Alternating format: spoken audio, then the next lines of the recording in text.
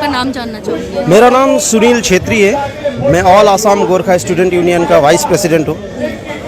आज all Assam Gorkha student union के अगुवाई में असम के छोटे छोटे अलग संगठन, साथ ही सर्वभारतीय स्तर के गोरखा ऑर्गेनाइजेशंस के हेल्प में हम लोग जंतर मंतर पे धरना प्रदर्शन कर रहे हैं। ये धरना प्रदर्शन करने का मुख्य उद्देश्य यही है कि भारतीय गोरखा जो इंडियन गोरखाज है उन लोग आज बहुत ज़्यादा हैरेस्ड है, चाहे वो दार्जिलिंग बोलिए चाहे वो नॉर्थ ईस्ट बोलिए।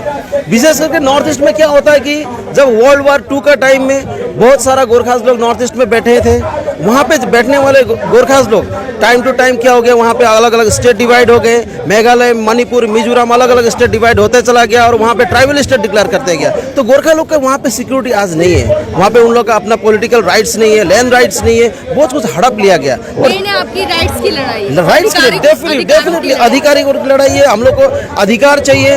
अलग सारा ट्राइबल एरियाज में हम लोग सिक्योर नहीं है। 6 शेड्यूल के अंदर में बहुत सारे जिले हैं, वहाँ पे जो जिले में हम लोग का कुछ भी राइट्स नहीं चलता, कुछ बातें नहीं चलती, केवल सिर्फ वोटर की तरह हम लोग को जीना पड़ रहा है। तो हम लोग सरकार से मांग करते हैं कि गोरखा लोगों का आइडेंटिटी के लिए, गोरखा लोगों का अधिकार के लिए सरकार कुछ एक ऐसा कदम उठाए कि गोरखा भी शान से जिए, क्योंकि बॉर्डर पे मरने वाले तो गोरखे ही हैं जो भारत देश के लिए हमेशा मरने के लिए तैयार रहते हैं। फिर भी उन लोग के अधिकारों के लिए क्यों सरकार पीछे हट रही है? अभी देखिए रिसेंटली एनआरसी हुआ, आसाम में एनआरसी हुआ। एनआरसी लास्ट 5 साल हर एक गोरखा अपना कागज पकड़ के एनआरसी ऑफिस घूमना पड़ा, मैं भारतीय हूँ प्रमाण करने के लिए। कितना दुर्भाग्य बात है। नॉर्थ ईस्ट के कोई भी कम्युनिटी पहचान बनाने के लिए उसे जगह जगह धक्के खाने पड़ते। जी बिल्कुल बिल्कुल सही बात बोला आपने कि अपना पहचान में इंडियन हूँ ये साबित करने के लिए हम लोग को मुश्किल हो रहा है, मतलब इतना हैरेस किया जा रहा है। हम लोग वैसे भी इंडियन है, we are by blood Indian, उसमें कोई शक ही नहीं है। जो आदमी भारत देश के लिए मर सकता है उससे बड़ा इंडियन और क्या होना चाहिए गोरखा कम्युनिटी के लिए।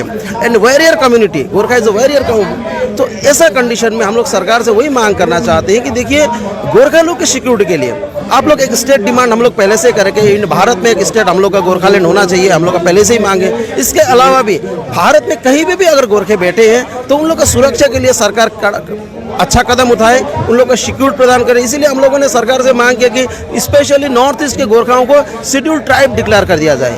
उन लोग शेड्यूल ट्राइब के संपूर्ण हकदार है, वो क्राइटेरिया में उन लोग फिट होते हैं। तो क्यों ना सरकार उन्हें गोरखाओं को शेड्यूल ट्राइब डिक्लेयर करे, तब हम लोग नॉर्थ ईस्ट में भी सिक्योर रहेंगे। प्लस नॉर्थ ईस्ट में शांति बहाल रखने के लिए गोरखाओं का बड़ा योगदान है। हम लोग किस कैटेगरी में आते हैं आप? हम लोग अभी ओबीसी कैटेगरी में है, ओबीसी कैटेगरी में नॉर्थ ईस्ट में। तो वहाँ पे मैक्सिमम भी ट्राइबल होने जा रहा है, बहुत जल्दी एसटी चाह रहे हैं। जी हाँ। और नॉर्थ ईस्ट में भी आसाम में भी 6 बड़े जाति वहाँ पे एसटी के और जा रहे हैं। गवर्नमेंट उन लोग को अप्रूव करने वाली है। तो 6 जाति जब एसटी हो रहे हैं तो गोरखाओं को भी साथ में ले जाकर 7 अगर कम्युनिटी के एसटी कर देंगे तो हम लोग भी सिक्योर रहेंगे उन लोग के साथ। वरना सभी लोग एसटी हो जाएंगे, एसटी स्टेट हो जाएगा, फिर हम लोग का क्या हालत होगा। इसलिए हम लोग सरकार से मांग रखना चाहते हैं। देखिए हम लोग शांत प्रिय जाति है, हम लोग ज़्यादा प्रतिवाद या उग्र भाषा की प्रतिवाद हम लोग नहीं जानते। वैसे भी नॉर्थ ईस्ट में आपको पता ही है सारे एक्सट्रीमिस्ट ऑर्गेनाइजेशंस बहुत ज़्यादा है, फिर भी आज तक गोरखाओं का ऐसा कभी इतिहास नहीं कि देश और उसके खिलाफ, राष्ट्र के खिलाफ गोरखाओं ने कभी ऐसा कदम उठाया हो। तो हम लोग सरकार को चाहते हैं कि हम लोग शांतिपूर्ण यहाँ पे धरना प्रदर्शन गणतांत्रिक पद्धति से हम लोग संग्राम कर रहे हैं। इस संग्राम के भाषा को सरकार समझे। जिस तरीके से गांधी जी ने कहा था, जी बिल्कुल, अहिंसा गणतांत्रिक रूप से डेमोक्रेटिक प्रोटेस्ट है ये, डेमोक्रेटिक वे से प्रोटेस्ट करे। सरकार को इस भाषा को समझ लेना चाहिए, क्योंकि बाद में अगर ऐसा कुछ परिस्थिति क्रिएट हो जाए कि सपोज गोरखा लोगों को कुछ अधिकार न सब कुछ छीन जाए तो फिर कुछ भी हो सकता है आने वाला समय में। उस समय के लिए हम लोग समाज को लेकर जाने का दिल नहीं है इसी उस दौर तक। इसलिए हम लोग सरकार से वही चाहते हैं कि हम लोग का समस्या समाधान हो, एसटी का दर्जा मिले, नॉर्थ ईस्ट के इंडिजिनियस पीपल के रूप में हम लोग को ट्रीट किया जाए। हम लोग नेपाल से आने वाले लोग नहीं है, हम लोग अखंड भारत के ही अंग है। भारत अभी सांस्कृतिक भारत, अखंड भारत का नारा सरकार लगाती है, हिंदू का नारा लगाती है कि सारे हिंदू आज वहाँ पे अत्याचार पीड़ित हो रहे हैं। सरकार मौन है, उसके लिए हम लोग सरकार को धिक्कार भी देते हैं और मांग भी रखते हैं। अच्छा सर, ये जिस तरीके से अभी काफ़ी महिलाएं भी आई हैं, लगातार आप लोगों के धरने चलते रहते हैं, क्या सरकार ने जो आप मांग रहे हैं, कह रहे हैं, उस पर आप लोगों को कुछ आश्वासन दिया हो?